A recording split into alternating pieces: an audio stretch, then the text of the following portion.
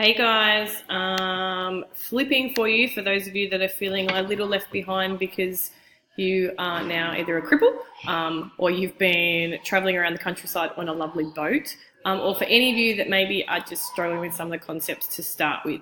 Today I've mixed it up. I'm in VA1 today. If you can hear some background noise, it's because the kids are living the dream next door in the art room. So let's go. Oh, don't worry about that. Okay, so these are the critical questions. Okay, so when I keep saying to you, you need to bring all the information in, this is what I'm talking about. When we get through the next few slides, by the end of it, you should be able to understand how the musculoskeletal and cardiorespiratory systems of the body influence and respond to movement. Musculoskeletal, muscles. Lies muscles and skeletal. Okay, cardiorespiratory, heart and lungs. Okay, the two concepts there.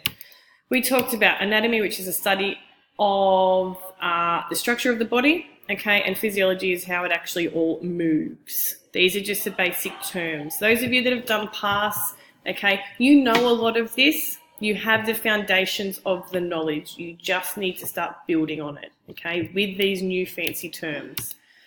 Skeletal system.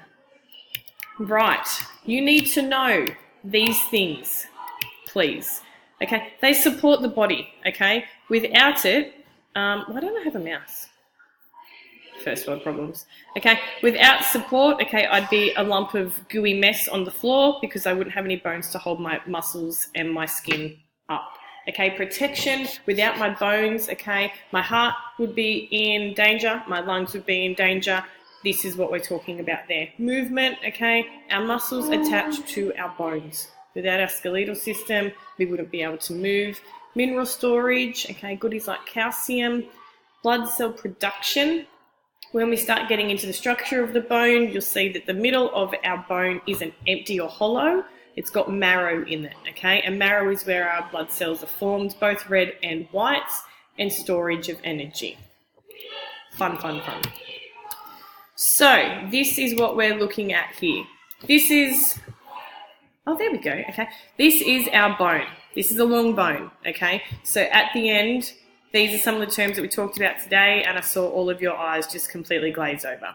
At the end here, okay, there's two. We've got the epiphysis. I apologise, my pronunciation is horrendous, okay. At the end of either bone, you've got cartilage, okay. Without that cartilage, it would be very painful to move, okay. It cushions the shock, okay. Without that, you'd have bone grinding on bone. And that's not going to be comfortable for anyone. On the outside, okay, here is the periosteum, okay? So outside of the long bone, there is a thin membrane that surrounds all of it. You can't necessarily see it. It's not as if it's bright blue, but you need to know that it's there. And here, okay, in the medullary cavity, okay, that's where our marrow is stored. And last but not least, okay, the diaphysis, the long section of the bone. So, these are the key points. There is a lot of terminology there that I've just thrown at you. You need to please write this down. You need to make, it's not a thesaurus, a word bank.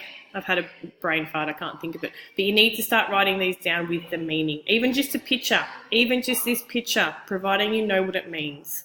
Okay? Very important. Right, this picture here, okay, gives you a bit of a hint. So there are different types of bones, okay, there are 6 in fact. Structural bones, okay, our cranium, okay, our skull isn't just one hard piece of bone, okay. They are held together by other things, but there is more than one of them, okay. They are flat, okay, they've got sutures in the middle that hold them all together. We'll talk about that a little bit later. That's what we're talking about with structural bones. Okay, irregular, okay, they are found in your vertebrae, okay, so your vertebrae is the fancy term for all the little bits, okay, that build up your spine, okay, your spine, your vertebral column, however you want to call it. These don't have a shape, they don't have a defining shape that kind of help you out with the name, okay, a long bone is easy because it's long, okay, but your vertebrae, for example, is irregular. There is no specific shape that it fits into, okay? So that's your hint in itself. So irregular bones, the best example you can give is a vertebra. Short bones, nice and easy. Okay, they're short. You'll find those your carpals, okay, in your feet. They're your tarsals, okay, tarsals, toes, okay, carpals are your hands. So up here, I've lost my mouse again, there we go. Here, these little bits here. Don't get caught up. These little bits down here, they would be long bones, as silly as that sounds because they're quite short. Up here, okay, you've got your flat bones. Okay, don't get confused between structural and flat. Okay, flat bones, I want you to be thinking of your scapula, okay, your shoulder blades, or your sternum, okay, your breastbone. Long bones, I feel like we're probably okay with. So you're looking at having like a humerus, your femur, okay, they've got that very distinct shape about them. And your sesamoid bones, my favorite bone to say, is your patella, okay, they're in your hands as well, okay, if you see down here, okay, and in your knee. There, I'm going through a lot here. Pause, write notes, rewind, do it at your own pace. That's why I'm doing it this way for you. So, axial and appendicular skeletons. So this is just telling you that our skeletal system can actually be broken up into two parts, okay? So you've got your axial, I want you to think of it as your trunk. Your head all the way down here to your coccyx, okay? Head to coccyx, this section here is your axial. It's your axis, okay? It's the midpoint. And appendicular, if you want, think of it as just your limbs, okay? Be careful here, you've got your pelvic girdle, okay? The pelvic girdle actually encompasses both skeletal systems, not just one, okay? So you've got here, which is your sacrum, which is technically a part of your axial, but you've got here the hip bones, which are part of the appendicular.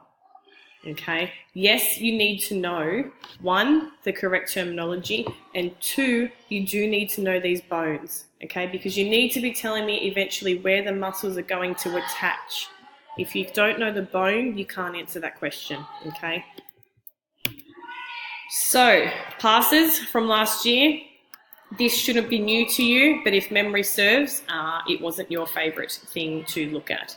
So the axial skeleton, okay, this is just going over what we talked about, goes from your head basically down to your coccyx. This you need to know, okay, so this is your spine, it's a side-on view, okay. Cervical vertebrae, there's 1 to 7, there's 7 of them in there. There's 7 of those little weird irregular bones. Okay, in between those bones are discs. Okay, you'll often hear, oh, someone slipped a disc or they've burst a disc. Okay, that's cartilage in between, buffering the movement between all of these vertebrae. Normally, when there's an accident, actually, if somebody has like a spinal injury, the higher up, okay, normally the worse it is. Just a fun fact. Not so fun, actually. Okay, so cervical, okay, 1 to 7. Okay, your thoracic vertebrae, okay, there's 12. Okay, 1 to 12. Think of the medical shows. Oh, I fractured my C5.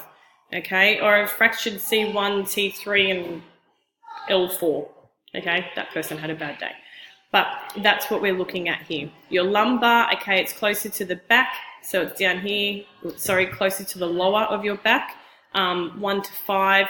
Your sacrum is fused. Can you notice in between here, there's all these little gaps, okay, which normally your discs would go in, that cartilage kind of material that will buffer the movement.